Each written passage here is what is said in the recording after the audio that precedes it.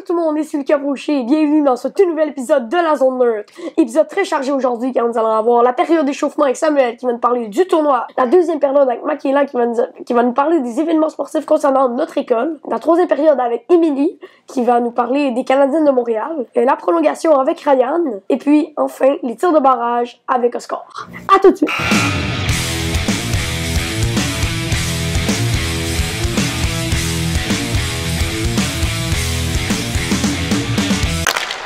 Bonjour tout le monde, ici Lucas Brochet. Aujourd'hui, nous allons faire le repêchage des équipes du tournoi hiver 2017. Comme gardien, je suis fier d'accueillir Théodore Tophane. Bienvenue dans la période d'échauffement avec Samuel. Je vais poser quelques questions à propos du tournoi, parce que je sais qu'il y en a beaucoup qui m'en posent à moi. Quelle va être la date du tournoi? Ça va être du 10 décembre jusqu'au 21 décembre. Les inscriptions se feront quand? Et où? Bien, on aura des petits feuillets dans les places où on avait les inscriptions du pool, donc proche du local de M. Yannick et dans le pavillon Bordelot. Tu pourrais mettre ton groupe, ton nom et la position que tu aimerais jouer. Est-ce que tu sais comment le repêchage va se faire? Bien, ça va être comme l'année passée. On va avoir un certain nombre de capitaines qui va être décidé, qui va dépendre avec le nombre de joueurs et d'équipes qu'on va avoir cette année. Samuel, est-ce que tu sais qui va choisir les capitaines pour le tournoi? Et oui, ça va être nos deux professeurs d'éducation physique, M. Rod et Mme Martine. Moi, j'ai vraiment hâte de voir ça. On se revoit après la pause pour la première période.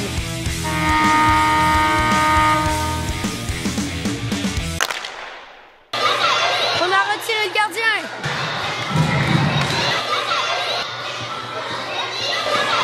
Et la partie se termine ainsi. Victoire des Golden Cavaliers. Les fans des Golden Cavaliers sortent sur le terrain et sur Théodore Tophane. Les Golden Cavaliers gagnent ce tournoi 8-7, restait un but de différence. Pas de chance pour les Lions, mais Jérémy Lacoste, le capitaine des Lions, demeure le joueur du tournoi, malgré que son équipe perde en finale. Oui, Jérémy Lacoste là. Et nous voici de retour avec Charlot pour parler du pool. On va commencer tout de suite avec le top 3 en ce moment de toute la saison. Donc, le top 3, on a Madame Martine, 111 points en première place. En deuxième place, Miss Patricia, avec 109 points. Et en troisième, pour finir notre top 3, Théodore Valcanova avec 105 points. C'est intéressant. Est-ce que tu pourrais nous dire les joueurs? Parce qu'évidemment, ils doivent avoir pris des très bons joueurs s'ils veulent être premiers. Les trois, ils ont pris un très, très bon joueur. C'est lui qui a fait le plus de points dans leurs joueurs. Mick David, puis que jusqu'à date, qui a fait 23 points.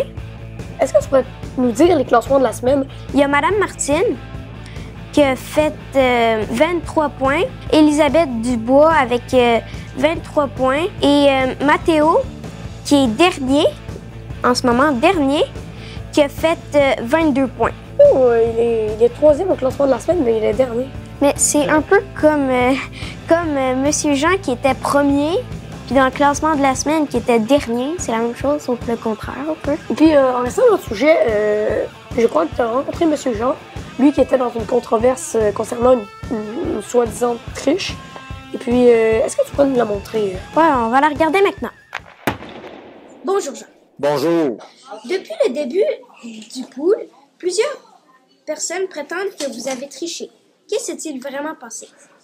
Ben, parce que j'avais rempli ma feuille de l'équipe que j'avais choisie et je l'ai remis une semaine en retard. Mais mes joueurs étaient déjà sélectionnés avant que ma feuille était faite, mais je ne l'avais pas remis, elle était dans mon casier de l'autre côté.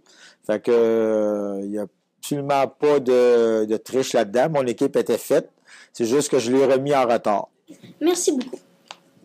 De rien, ça fait plaisir. On en est où, nous, les chroniqueurs de la Zone Neutre? Samuel, qui est peut-être 12e, mais le premier dans les chroniqueurs. Émilie, 15e dans le pool. Oscar, Lucas, Ryan, 16e, qui est très surprenant. On a moi, 29e. Je suis très triste de ma position, très triste. Merci beaucoup, Charlot, pour cette première période. Et on se retrouve tout de suite après la pause avec Makayla pour la deuxième période.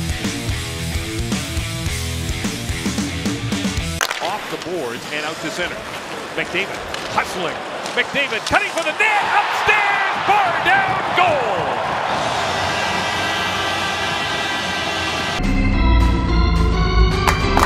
Et voici de retour avec Makayla qui va nous parler de l'équipe de basketball et aussi du cross-country régional.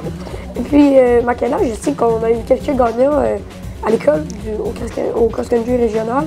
Qui sont-ils? Ben oui, Charlotte Marin en 5e année qui a terminé en 4e place. Puis Étienne en 6e année qui a terminé en 3e place. Donc, on a une personne quand même du top 3, ce qui, je trouve, est relativement bon pour notre école. Je me souviens pas, c'est pas déjà arrivé d'avoir eu un autre gagnant de notre école. Charlotte Marin a reçu une invitation pour un club de sport. C'est intéressant. Ouais. On pourrait parler un petit peu de l'équipe de basketball qui s'est formée il n'y a pas si longtemps et qui a joué ses 2 premiers matchs. Ben oui, en fait, les 2 premiers matchs, juste pour le dire, on a gagné contre Paul VI puis on a perdu contre Saint-Norbert, qui est les 2 autres écoles qui sont dans cette tournoi de basketball.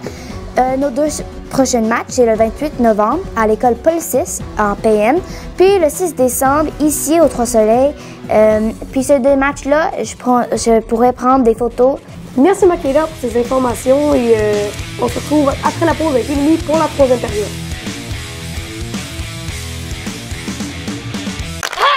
Ne manquez pas ça!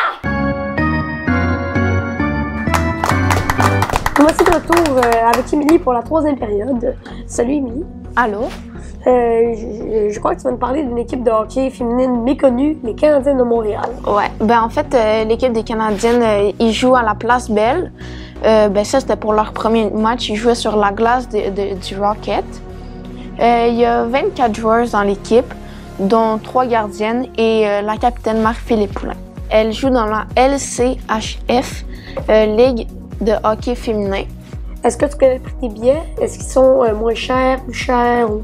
Ils sont pas mal moins chers. C'est juste 15 $ le billet.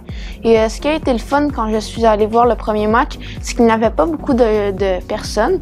Donc, on pouvait pratiquement s'asseoir n'importe où dans le stade. Est-ce que tu connais le style de jeu? Est-ce que c'est plus physique, plus vers les passes, plus vers le patinage? C'est sûr que c'est moins physique que le hockey masculin. Donc, il y a moins de plaquage. Il y a quand même beaucoup de passes et moi, quand je suis allée les voir, je trouvais qu'ils tiraient pas assez. Est-ce qu'ils sont des joueurs plus populaires ou... C'est sûr. Il y a eu une joueur, Marie-Philippe Poulin, qui est allée aux Olympiques. Ils jouaient contre quelle équipe? Les Infernaux de Calgary. Et le score final, c'était quoi? 2-1 pour les Canadiens. Merci Émilie pour cette 3e période. Et on se retrouve tout de suite après la pause pour la prolongation avec Ryan. Taken away by Ouellette there, and hasn't her presence been huge tonight? Chartrand with a shot from the point, score! Et nous voici de retour avec Ryan pour la prolongation. Là, je vois que Ryan t'a amené une bonne partie de tes cartes d'hockey. Fait je sais pas combien. T'en as combien, je pense, tu penses? Ça dépasse au moins les 600. Ça, c'est sûr, ça dépasse les 600. Bon, là, tes meilleures cartes. En fait, j'ai ces cartes-là. J'ai Steve Eisenman, Pavel Bure, Denis Saza, Martha Brodeur, Wayne Gretzky. Alors ça, c'est une carte vraiment rare. Il y a eu plusieurs copies de cette carte. C'est Nick qui se fait un cadeau d'un paquet qu'il n'a jamais ouvert, qui date de l'année 1991-1992. On pourrait ouvrir le paquet de Monsieur Nick qui n'a toujours pas été ouvert en 26 ans.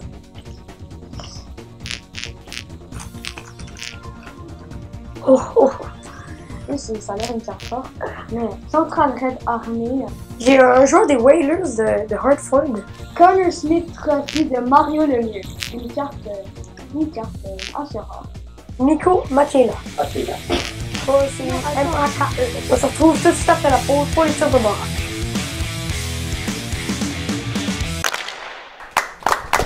Et nous voici de retour avec toute l'équipe pour les tirs de barrage. Salut le score. Ok. Fait que la prédiction. Alors, est-ce que Price va se faire marquer plus que 3 fois? Fait que contre les Sabres. Je pense pas qu'il va se faire marquer plus que 3 fois, honnêtement.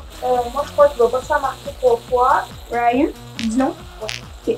Alors, maintenant, il y en a, je vais dire non. Emily, ça me pose de dire oui, mais je vais dire non. Quand même, je vais dire oui. Dis-lui? Ouais, je le tiens, ouais. Let's go, Anaïs. Pour faire marquer 4 buts. Non, 3. Juste parce que ça me tente pas d'être comme tout le monde. Coming in over the line. Ryan Ristolainen, he scores! Ristolainen wound up and rifled it past Carey Price. Et c'est tout pour notre émission aujourd'hui et on se revoit pour une prochaine émission.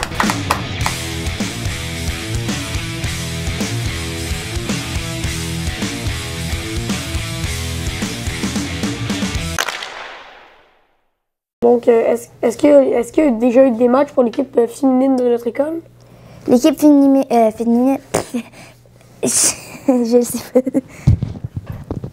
Stop.